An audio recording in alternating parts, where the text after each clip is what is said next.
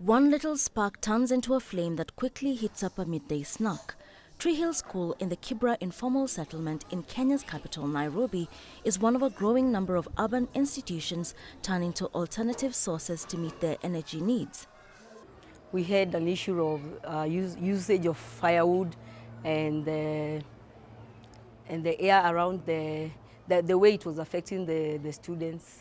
With the help of Umande Trust, a Kenyan civil society organization, the school built a special ablution block.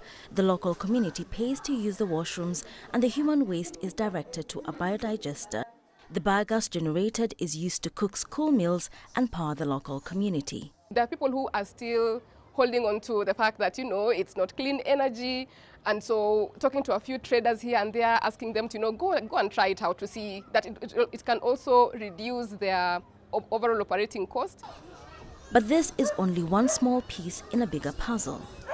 As the world becomes more aware of the need to shift to renewable energy sources in Kenya, where many such small-scale projects exist, stakeholders are exploring ways to scale them up in order to make more of an impact. Kenya is a leader in the production and use of renewable energy in sub-Saharan Africa. It generates over 90% of its electricity from renewable sources such as solar panels, which soak up the sun's rays, as well as wind turbines and hydroelectric plants. Yet for millions of households and businesses, power remains expensive. Many Kenyan households prefer cooking using gas, charcoal or firewood, which leads to the cutting down of trees and depletion of forests.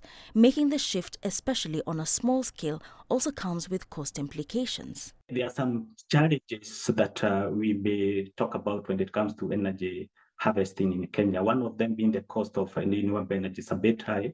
Despite its significant need for improved energy access, Africa receives just 2% of the global investment in renewable energy production.